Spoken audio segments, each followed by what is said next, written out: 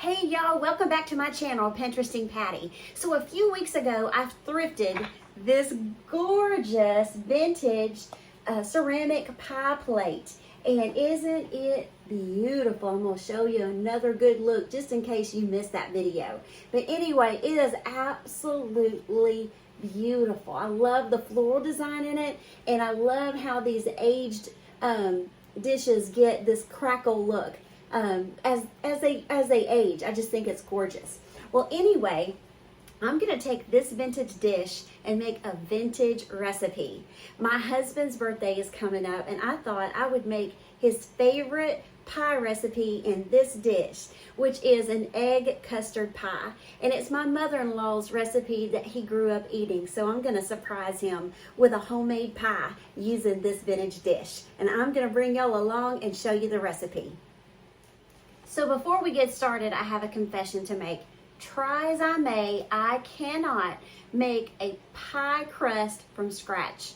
It just doesn't come out. No matter what I try, how many times I've tried, I just have to accept that that is not one of my strengths, and that's okay, because what I do is I go to Kroger and I get the already made frozen pie crust. They're already shaped with the pretty little trim in it. So what I'm gonna do is use one of these. I'm gonna pop it out of the little aluminum tray that it comes in and pop it right in to my vintage pie dish. And voila, I have a pie crust.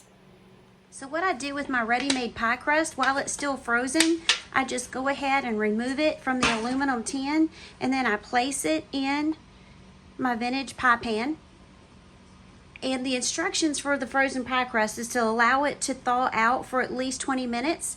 So I go ahead and let it thaw inside of my pie pan, or my vintage pie dish. That way when it's thawed out, I can just make sure that I shape it on around to the edge. Now that the pie crust has had time to thaw, I'm gonna dock it with a fork.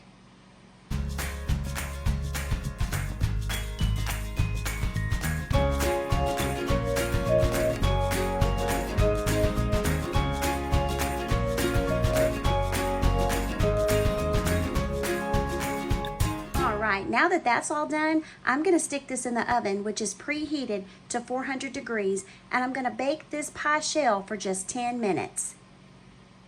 While the pie shell is baking, I'm going to go ahead and mix up the ingredients for the pie.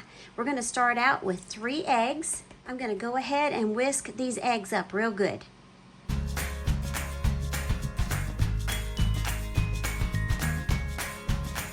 We're going to add 1 12-ounce can of evaporated milk.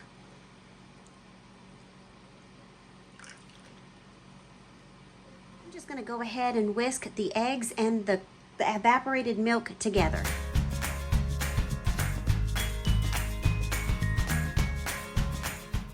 I'm going to put in 1 teaspoon of vanilla. I'll give this all a good whisk.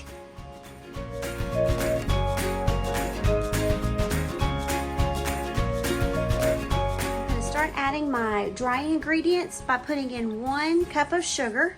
I'm going to add a half of a teaspoon of ground nutmeg. And then the last ingredient is 2 tablespoons of regular flour.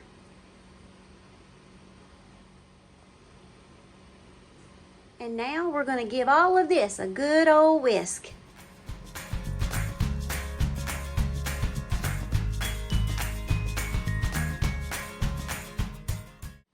All right, I got the pie shell all nice and cooled down. So now I'm going to pour all of this delicious filling ingredients right into that shell.